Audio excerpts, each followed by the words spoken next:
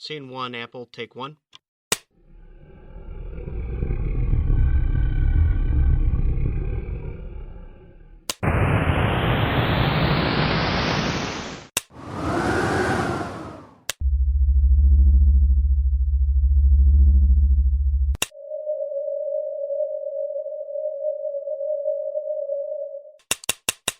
Scene one, Apple, take two.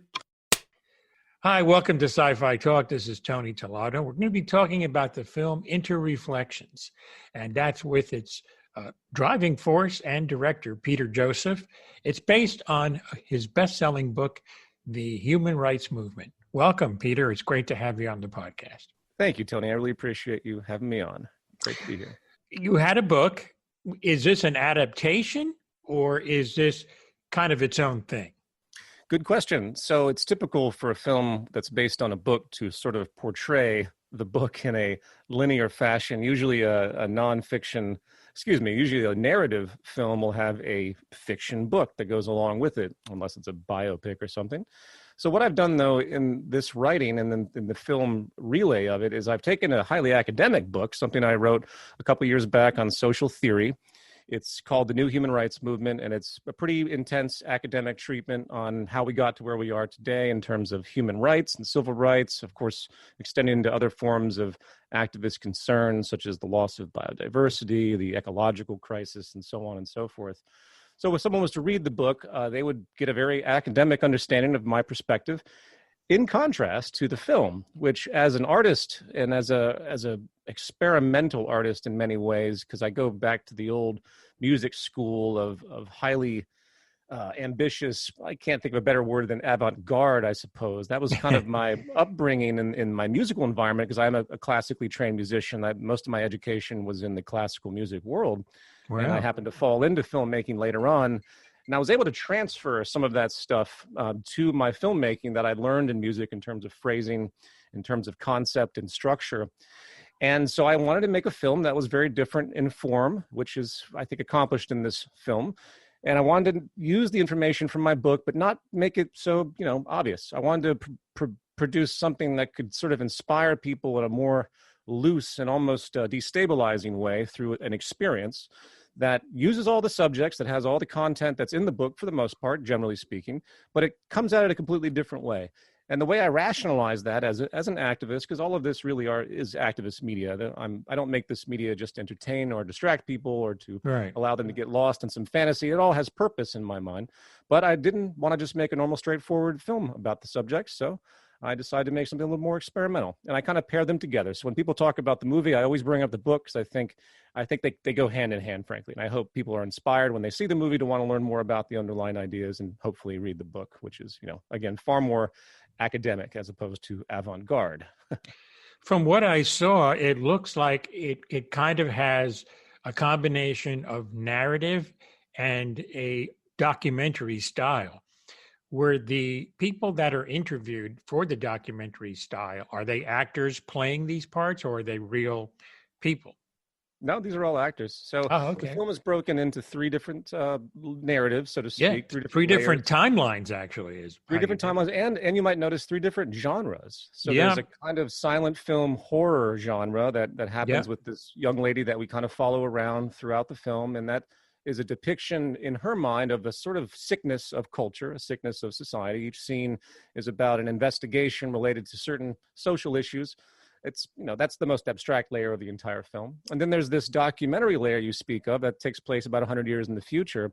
And these are actors. I decided to take the documentary feel, and obviously, since it takes place in the future, this is a great device, I guess you could say, narratively, where I'm putting people in the future talking about the past. And I thought that was a great structure to be able to address certain things from future hindsight, to kind of break that sort of relationship that people have to the modern culture, where you shake things up a little bit and you say, well, what if you were to look at things from the future? Would you really believe what you believe now? That hindsight is always 20/20 thing, which I think is a very useful device when talking about social issues. And then the third layer, which pertains to your show probably more than anything, is this sort of satirical science fiction layer, a very cliche, I think you would say, structure with you have an antagonist, a protagonist. They're debating life in space. The debate element, of course, the dialogue that they engage really is derived, once again, from my book. It's very intense dialogue, but I'd like to, implant it in this very typical, again, satirical science fiction framework. And the symbolism, of course, you probably noticed. They're sitting in space. The Earth is the backdrop, so all their conversation is about the future of the Earth and humanity.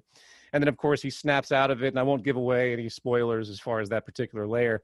But I will say that sci-fi layer is what carries forward. Believe it or not, I structured this whole thing as a trilogy. There are actually 2 other films that continue to build in this way. Whether I get to that point, I'm not quite sure. This film was very, very difficult to make as a low-budget filmmaker. It took many years. And, it's just a big challenge. I'd have to have a little bit more support probably to make some more of these. But I do conceive it that way. So this sci-fi layer is what will carry into the future in the event I continue to make sequels to this. Did you feel that with this particular one, that it is, in other words, does it kind of come to a conclusion, even though there could be more films? In the end of this one, yeah. I think the kind of cliffhanger that happens at the very end, which serves as a pause. I think the film stands on its own, but it also opens the door for a whole new chapter, as you might know, at the island at the end. Again, there's only so much we should talk about in terms of describing the actual narrative of the story. Again, it's not really, the film has so many different levels to it that you really can't spoil it per se. Right. But I will say that at the very end, a new civilization is born, and that gives a capacity for more narrative to come in the future. And as an aside, I've often considered this episodically as well. I've been pondering taking the story from here on out at the end of the film, and thinking about a different structure, in fact, and maybe pursuing some kind of shorter episodic kind of TV framework. But that's another conversation. Yeah, there's a lot of ways you can go, as they say. Yeah. It looks like just looking at some of the production stills, and probably because of cost, it's difficult to kind of build a space station and make it convincing. So it looks like you used a lot of green screen. Yeah, this film was 75% green screen. Wow. And for someone, again, I was fortunate to a fair degree when I was in New York working in audio video stuff years ago, and maintaining such career up until the present day to a certain effect, even though I've deviated. But my original job when I was living in New York City before I moved here to Los Angeles was as a producer in a production company, and we did a lot of green screen stuff. So I kind of became familiar with that. Though will say I regret so much of it having to rely on it. And I don't think I would do it the same way, because it is an enormous labor drain and a lot of CGI. I mean, this film, for its budget, has probably more computer-generated imagery than anything ever created for the budget that it was put forward, and it's for the length of it. So, when people see it, because it's designed as a kind of B movie, because it is a self-referential film, it's very much satirical on many levels. I see it as a stage performance. In fact, you might remember the opening scenes to the debate guys, John and Simon. It starts off with a literal stage, which I bring back at the very end of the film, where the characters all come together and converge, if you remember that at the very end, the stage theater. And I frame that symbolically because the way to watch this movie is kind of with that same suspension of disbelief. If someone from the traditional Hollywood mindset looks at this movie with the same standards that they expect from, a multi-million-dollar film, well, they're going to be disappointed, because that's just not in the cards for something like this. But I think the look actually achieved a pretty unique consistency. It stands out, and I'm pretty proud of it on that level. All things considered, you kind of have to. The background of this film is important for people to understand why it comes off the way it does. But yeah, a lot of effort was spent on the CGI, and some of it I think looks really, really good. That island scene at the end, I was very impressed with how well my artist did with that. But anyway. So speaking of CGI, did you have one house that worked on this, or was it done kind of in-house? Well, as insane as it is, my labor on this film was probably 80%. I mean, I did mostly everything. The exception is a good deal of the CGI. I had some involvement in it, but it was dealt with personal contractors that I've known. So there's a small handful of folks that took on and tackled different things from a contracting standpoint. No house. There was never a house. I tried to find a house, but it was just astronomical what these folks asked for. Oh, yeah. I mean, even the big films, I guess mainly because of time, have different houses working on one particular film. That's the norm these days. Oh, absolutely. Yeah. So if you look at the end credits for like Avengers Endgame, there's like 4 or 5 houses that are working on it. Oh, yeah, and It's that's why crazy. it looks the way it does. And Oh, as I said sure. earlier, that's the that's kind of the stage performance, suspension of disbelief that my audience for this film has to kind of, come to terms with. Even though I think the consistency is there, Mhm. but I think that's the great danger. I like to say that with the ambition of this project is once it gets out there, I'm expecting a unique range of interpretations, not only from the controversial and difficult content at times, because it's so entrenched in social theory ultimately, and that forces people to take pause. A lot of people that watch the movie, they tend to stop it for a little while and then come back to it, I tend to find, because it's a lot to absorb. And that's deliberately so. The film was very much influenced by David Lynchian Uh, concepts of filmmaking, but I didn't get so abstract or so absurdly fragmented. But that is part of the idea, is a sort of disassociation that happens in the film as you watch it, where you don't quite know what's going to happen, you don't quite necessarily understand what they're saying yet. But yeah, anyway, my point being is that I fear that people will say, well, this film looked a little bit strange to me, it's not what I'm used to seeing, and then they kind of disregard it in that way. I hope that doesn't happen, but we'll see. Well, I mean, sci-fi fans. I mean, if essentially you can approach a film as a fan several ways. You can try to look for some kind of structure that's familiar to you, or you just pretty much say, "Okay, you got the keys, you drive, take me where I'm supposed to go," or at least show me some signs, and I'll make my own interpretation. I think 2001 is a perfect example of that. It's like if you go into it trying to dissect it as you watch it, you're going to Right. have a hard time. But if you let, Stanley Kubrick take you for a ride, Mm. it pays off in that sense, because at the end you have more questions than answers, Yeah, and no, that's agree. Yeah, and it transcends, religious symbolism, everything, really, science. I mean, everything. yeah, So it really, it's this kind of movie. I'm not comparing it, but sure. you kind of have to go with it and just say, all right, this is what the filmmaker is doing. Let me see how he lays it out, Hmm. and then if it sounds like there's a lot to digest and something you might, be thinking about for days after it, rather a good popcorn movie that pretty much after it's over, you know what you've just seen, and you just Yeah, go home, or right.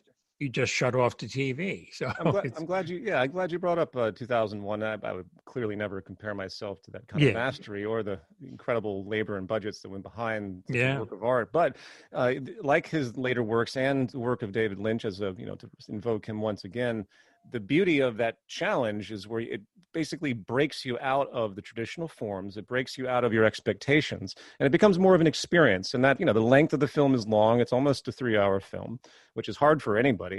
And I think a little, increasingly challenging because of the fragmentation and the way it's approached. But I really stand by it. I think at some point, I learned this from my musical work, because if in the mid 20th century, you might be aware that a lot of musical composers kind of deviated from everything. There was something called serialistic music, where they threw away the natural harmonies of musical composition and wanted to approach wanted to approach the scale structure, the 12 notes of the scale, in a completely different structure. They wanted to make the dissonance be free, as they would say. And they completely turned everything upside down. Now, to the extent that it's held up, in this serialistic 12-tone music, experimental avant-garde world, is debatable and subjective, but I still love this kind of idea of breaking molds. And while you can always argue that there's going to be some kind of groundedness to any art form that defines its value, if people don't try to break those molds at least a little bit.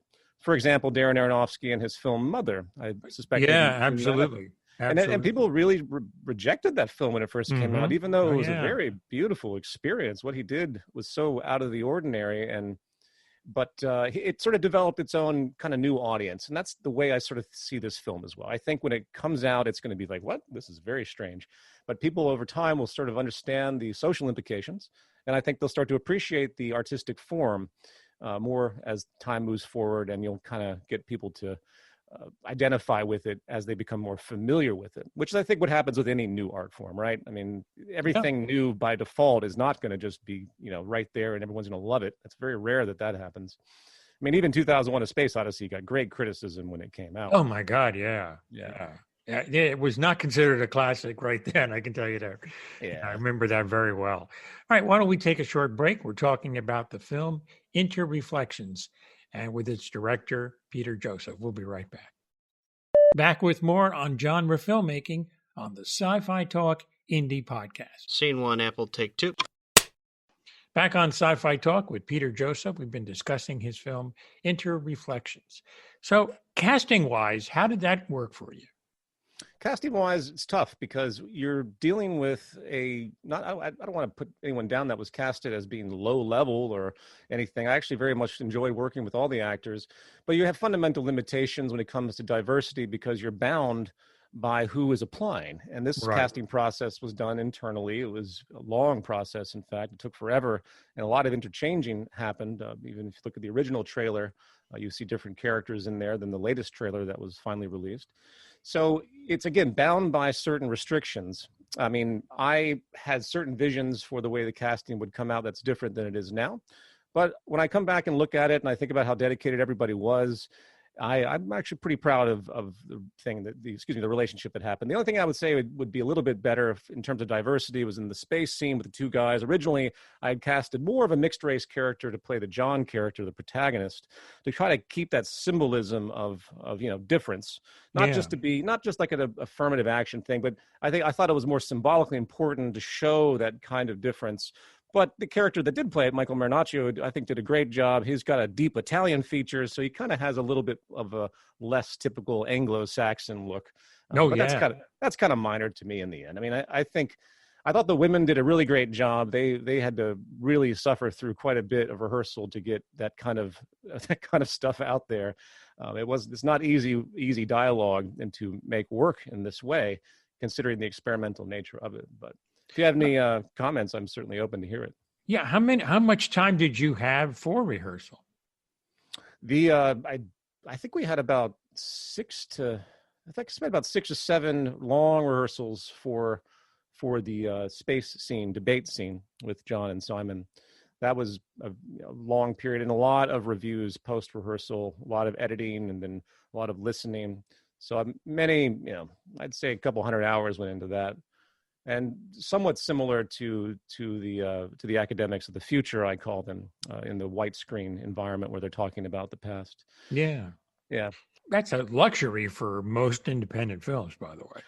Well, I knew the importance of it. I mean, of course, it's so dialogue driven. There's such a great intensity. I mean, there's more words spoken in this film probably in a lot if you look at typical scripts, even though I do have those big, silent film sections, which are deliberate, by the way, because I wanted to break it up and give it kind of meditation point where it just becomes experiential for the viewer and they can kind of think about what was just said without feeling like they're going to be overridden once again with more and more content.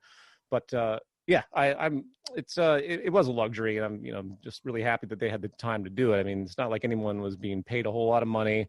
That's when you do casting, of course, you tend to find agents are going to be really, aggressive, and they're going to say, well, we want 5-10% of this and that. And this kind of film is not, designed that way. There's no, it would be impossible to even manage some kind of union oriented thing, no unions, even though I hate saying that because I do believe it's important for organized labor to work.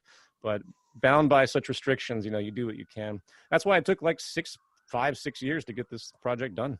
Wow. So you're speaking of which, and because it is ambitious, what was post-production like for you? Well, because my background, as I said earlier, was heavy in post-production. Oh, there you go. I literally did I take that back. I did all the post-production with the exception, of course, of the attributes that were done by other artists, such as animation or CGI. So, but I am the editor. I am the compositor. Had a little bit of help here and there with some really, really tricky scenes like that musical number. That was very, very hard to execute. If you remember, one of the more challenging scenes, I think, in the entire film. That's the other thing I'd like to comment on. The film is stylistically so varied that it sort of has a little bit for everyone in a way. Some things I think people will not quite feel the aesthetic of or comfort with.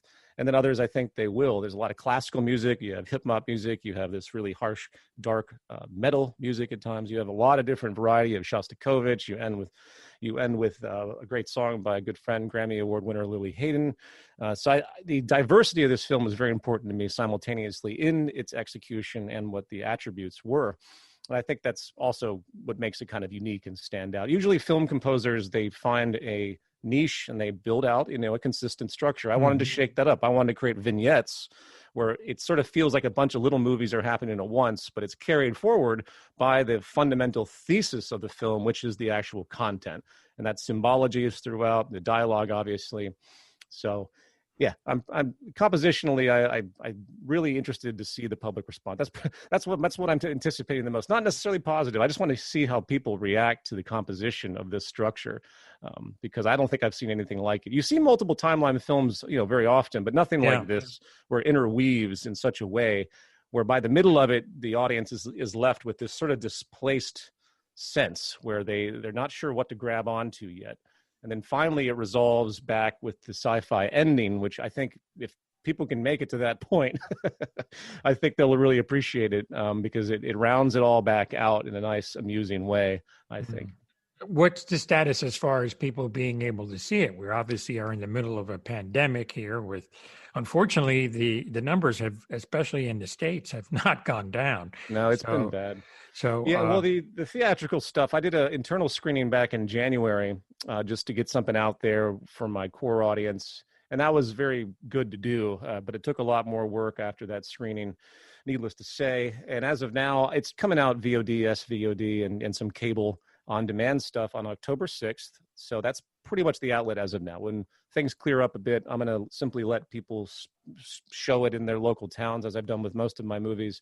Someone can easily get the rights and get a DVD or Blu-ray, and then they can just screen it, probably for no money at all, depending on the circumstance. That's kind of the best you could hope for now, and so maybe I'll work on some more film festivals, but this isn't the kind of film that really caters to the general film festival market because of the length and just the way most film festivals operate, unless it's an experimental film festival.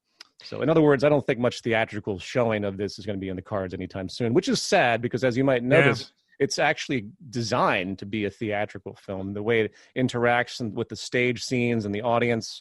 I do a lot of, tongue-in-cheek things that remind you that it is a movie and that this is a performance done by people in the film. The actors are self-aware in this film. Oh, so, good. Yeah. It's interesting.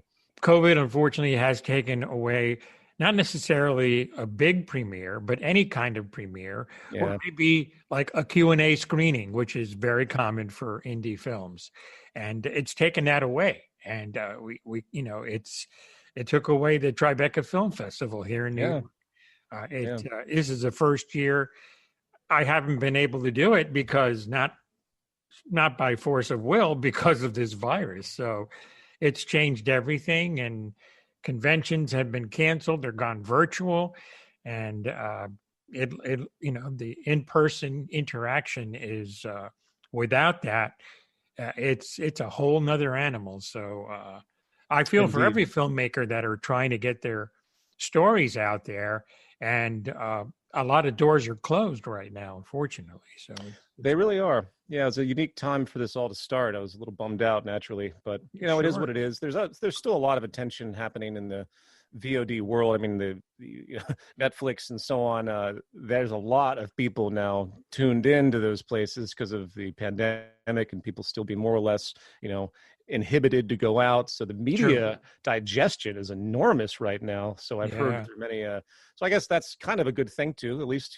there's still people out there that have not much more to do but sit around and watch things, and hopefully they'll watch something educational like InterReflections.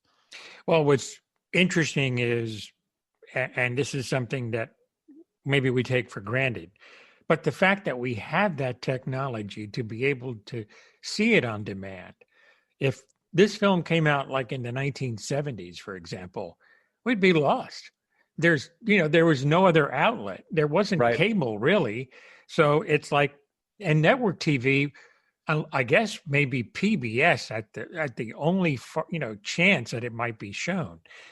So other than that, there wouldn't be a market for it. So it's very interesting, the democratization of all media in the digital Yeah. realm. I mean, things that could never be accomplished. Obviously, independent production. Anybody with a cell phone, in a way, can make a movie if they really, really want to. And they have. And Yeah, they and have. then YouTube and so on. I mean, you think back to again the 60s and 70s. Look at the whole spectrum. I mean, to even record an album, like if you were Led Zeppelin, Oh my God. you had to spend $100,000 back then just to do Yeah. that. I mean, nobody could produce their own music, and No. that's so democratized. So it's for better or for worse. There's a good argument to say, well, you want to think that the good always rises to the top, but it's a little messy out there. So there's just so It much is. stuff being made. You don't know where your attention should go. In a Yeah. way, there should be a little more of a balance somehow. I don't know what that would be, Yeah. where Yeah. you're not just so incredibly inundated with so much media from all sides. It just makes your head spin. Yeah. Oh, Yeah. absolutely. Absolutely. So I guess this is going to occupy your time for a while, or are you working on anything else right now? I'm always working on different kinds of media, socially conscious media. I run a podcast. I have another set of documentaries. I'm returning to more of a documentary style after this incredible project, because it's, well, first of all, so much easier to make a Yes. documentary. Documentaries get away with murder in terms of Yes, they do. value of the visual or the sound of the music. Once you get into narrative structure and feature films of a fantasy nature like this one, there's so much more expectation. You got to get color correction. You got to do all these things that most documentary people, they don't really do as much of. I mean, it's gotten a little bit better, but used to really. But anyway, so I have a lot of projects out there that I hope to produce relatively rapidly. The 6-year run for the InterReflections thing really was a burden, and Yeah. I'm trying to get a little bit more prolific with content creation in this regard. Mhm. So I think within the next year and a half, I'm going to come out with another more straightforward documentary and keep that pattern going. I also I did a low budget web series called Culture in Decline a number of years back, which I Right. had a lot of good good. response. It was just a YouTube show, but I want to bring that back and maybe get some connection to a smaller distributor, independent online There you channel. go. There you So go. lots of stuff. What's your opinion of, since you are a podcaster and you have to I mean, produce your shows and all, yeah. what's that like for you? It's a great medium. I mean, I've done a lot of podcasts over the past 13 years. I've had 2 other formal podcasts. I think I spent about a year and a half doing one. Then I had a group podcast for about a year. Got to be a little bit overburdened. Plus, I got bogged down with the film, so I stopped that. And then, just a couple of weeks ago, I finally launched a new one called Revolution Now. And it's a very critical podcast about what's happening in the world right now, and continuing the same themes. I enjoy it. That podcast, to me, I'm in the stage now where I'm still developing the actual audience and getting things out there and getting Yeah. exposure. Then I'll bring on, of course, guests, as I have in the past. But I look at it as a kind of an essay process. It's a good challenge when I kind of like a lecture process. I've also talked a great deal and given a lot of lectures over the years, TEDx and stuff like that. No, So yeah. I got a lot of experience with that. So it's good. I mean, I think you and I probably know, and most people listening, that we have a lot of problems out there in the world. Oh, yeah. And there's a lot that needs to start happening far sooner than later. So everyone sort of needs to start to be a little more outspoken and try to get things back on the right track. It's really and fulfill their civic duty, as I like to point out as well. Yeah. Everybody should feel a sense of responsibility. That's what frustrates me the most, is you still have people that just feel like it doesn't matter to them. They have their jobs and their family, and that's hard enough, which is understandable. Yeah. But, you got to have at least one foot in the argument or the debate on how we're going to survive the future, because it's not looking very good. Yeah, right now it doesn't look that great, but Yeah. I'm an optimist. I mean, I was weaned on Star Trek, and Oh yeah. so I'm an optimist that way, and I would very much like to see something similar to Gene Roddenberry's future. I think that's kind of like the way we're going anyway, as this country and the world gets more diverse. There's always pushback on that people miss the good old days, which weren't so good, by the way. Right. But they miss that. They miss the normalcy of what it's like, and the technology speeds everything up, and they miss the slower pace. But Yeah. and also they see the world in a very narrow way too, and they're just fighting tooth and nail to hang on to something that they can never win. But that's life. You have to kind of go with it. and even in my own family, it's been diversified, and I think for the better. I really do. I think it's cool. I Good. like it. The next generation, I'm very, very pleased with, and they're going to be there after my generation is all gone, and it's just the kids. Oh, they're not kids anymore. I think they'll be in good shape. I think Yeah, they I really hope will. so. Yeah, I Yeah, really I do. feel that too. There's got to be a sea shift in the way the Yeah. culture thinks about itself, and the Yep. youth have always been, the hope generation Yep. after generation. Yeah, that's ultimately what these films that I do and this project InterReflections is about. It's all about planting these kinds of seeds and to hope to see what can form to help Yeah. us get out of this mess and get back on the right track. So it's October 6th on demand. That's right. October 6th. Anyone can go to the website, interreflectionsmovie.com, Interreflections Movie. So it'll be posted there by one of the links when it goes live on the October 6th. But there'll be a whole litany of other ones too. And then hopefully we'll get some subscription VOD going, because that's always good. Yeah. No, Yeah. I mean there's a lot of great information on the site too. So Yeah. it's a great if you want to know more, that's a great place to start. Yep. And kind of digest it a little more so that you're kind of ready for the movie. Yeah. I think so. It's I mean, in a lot of ways, if you work on something this long, Sure. inevitably you get burnt out on it, and the final stages were difficult because your brain can't look at it anymore. You're like, I've done this for so many years now, so I'm really actually quite happy to be moving on from it. But obviously, it hasn't even been released yet, so Yeah. I'm not out of the loop yet. So I'm perfectly pleased to speak with people and yeah. Yeah. So, Yeah. You'll know when it's time. You'll yeah, know when exactly. you'll know when it's time. Well, we've been talking to Peter Joseph about his film InterReflections. It is fascinating, and just kind of go into it and just let it go, let it just be, and not try to, we like to box things. What is this film about? And the person gives you these taglines or these nice, neat descriptions. And this one doesn't fit that. So Yeah. that's the best way to look at it. I appreciate you saying that, Tony, because that's exactly the way people need to walk into it. It's very different. Awesome. All right. Well, again, thank you for being on, and best of luck. Thank you, Tony. I appreciate it very much. Take care. And thank you all for listening to Sci-Fi Talk. Until the very next time. Take care. Scene 1, Apple, take 1.